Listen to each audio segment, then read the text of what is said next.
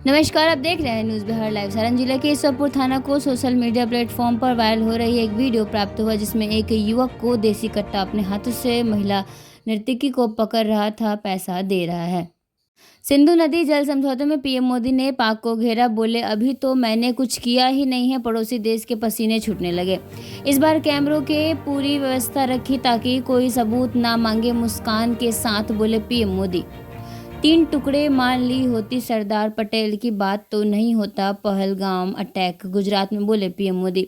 PM ने कहा कि हम किसी से दुश्मनी नहीं चाहते हैं, हम दुख सुख चैन की जिंदगी जीना चाहते हैं, प्रगति भी इसलिए करना चाहते हैं ताकि विश्व की भलाई में हम भी कुछ योगदान कर सकें। इसलिए हम एक निष्ठा भाव से करोड़ों भारतीयों के कल्याण के लिए प्रतिबद्धता से काम कर रहे हैं।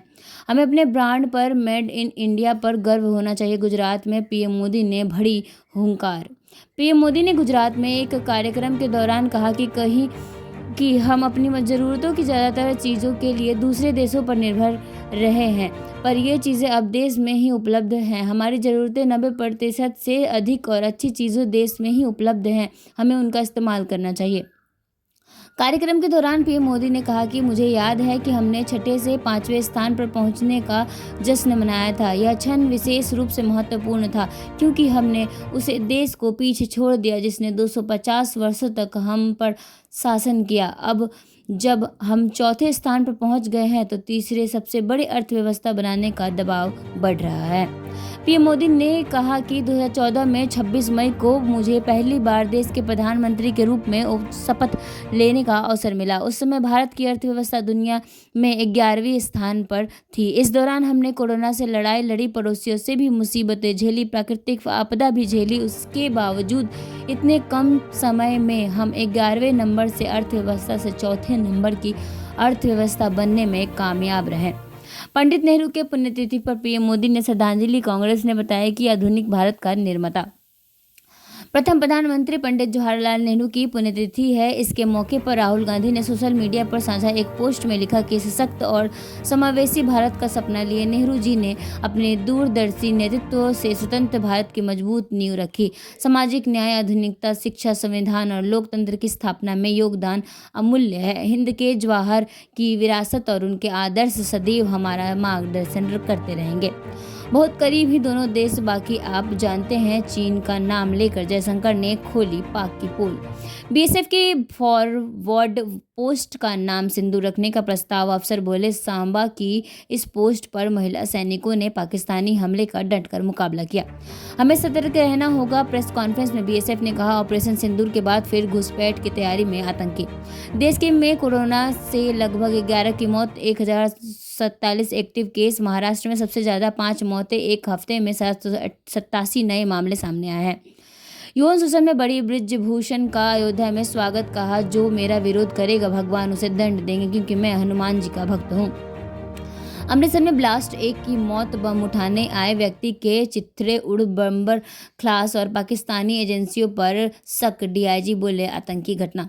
कर्नाटक में बीजेपी ने 2 विधायकों को 6 साल के लिए निकाला, पार्टी विरोधी गतिविधियों में थे शामिल।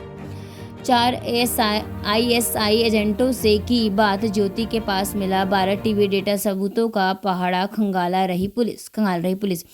बारिश, बिजली से केरल और महाराष्ट्र में 5 की मौत, स्लाइड से काफ़ी घरों को नुकसान। मुंबई, ठाणे में आज बारिश का रेड अलर्ट। आखिरी लीग में मैच, एलएसजी वर्सेस आरसीबी। इस सीजन में पहली बार दोनों टीमों का मुकाबला क्वालीफायर 1 खेलने के लिए बेंगलुरु को जीतना जरूरी है। सेंसेक्स से 3 से 25 शेयरों को गिरावट, बाजार में बिकावली का दौर। अल्ट्राटेक सीमेंट 2.21% गिरा। ऑटो, आईटी, एफएमसीजी इंडेक्स में 1% की कमी, सेंसेक्स 425 अंक गिरा। भोरे थाना अंतर्गत मिली युवती का 100 मामले में उद्भेदन, प्रेम में आहत होकर युवती ने की आत्महत्या तथा 3 गिरफ्तार। 1.05 करोड़ गबन मामले में पूर्व डीपीओ गिरफ्तार, 12 फर्जी शिक्षकों को वेतन देने का आरोप। वहीं गोपालगंज जिले में ऑर्केस्ट्रा बंद होने के बाद एसपी ऑफिस पहुंचे महिला डांसर, बोली भूखे मर जाएंगे, निकाले बीच का रास्ता। हत्या चढ़ा जहानाबाद जिला शिक्षक कार्यालय का, रिश्वतखोर प्रधान सहायक निगरानी टीम ने की कार्रवाई। मुजफ्फरपुर अंतर जिला लुटेरा गिरोह के 3 सदस्य गिरफ्तार। लूटपाट के बाद पीड़ित को चाकू भी मारा था। अपराधियों के पास से बाइक और लूट का मोबाइल बरामद। बिहार में आपराधिक घटनाएं चरम पर हैं। भोजपुर में बड़ी घटना के अंजाम देने से पहले पुलिस के हत्थे चढ़ा कुख्यात हथियार के साथ गिरफ्तार। गोपालगंज में सड़क पार कर रहे युवक को अज्ञात वाहन ने मारी टक्कर। युवक गंभीर रूप से घायल युवक को सदर अस्पताल में कराया गया भर्ती। इलाज के क्रम में युवक की मौत। नगरा थाना के कौशल्या चौक के समीप की घटना। हरखुआ निवासी सुबात राम के 19 वर्षीय पुत्र मुन्ना कुमार के रूप में हुई है मृतक की पहचान। बिहार प्रशासनिक सेवा के अधिकारियों को नीतीश सरकार ने BAS के एक अधिकारी को किया सस्पेंड। वजह क्या है जाने। बेतिया यूपी से घोड़े ने मारी शानदार एंट्री। बिहार पुलिस को देखते ही बदली चाल, अब मालिक की तलाश। मुफस्सिल थाना अंतर्गत हुई गोलीबारी की घटना। एसपी सारण एवं एसपी ग्रामीण द्वारा किया गया निरीक्षण। बेखौफ अपराधियों ने संचालक व उसके भाई को गोलियों से भून दिया, जिससे उनकी मौत मौके पर ही हो गई। बिहार एसटीएफ की विशेष टीम को बड़ी 50 लाख की रंगदारी मांग दी थी धमकी। एसटीएफ ने पटना से वांटेड मुकेश शर्मा को दबोचा।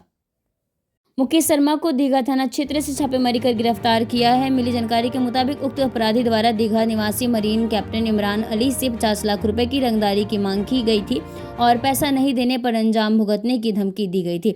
उक्त अपराधी के विरुद्ध पटना जिले के विभिन्न थानों में लूट एवं रंगदारी की कई कांड दर्ज हैं।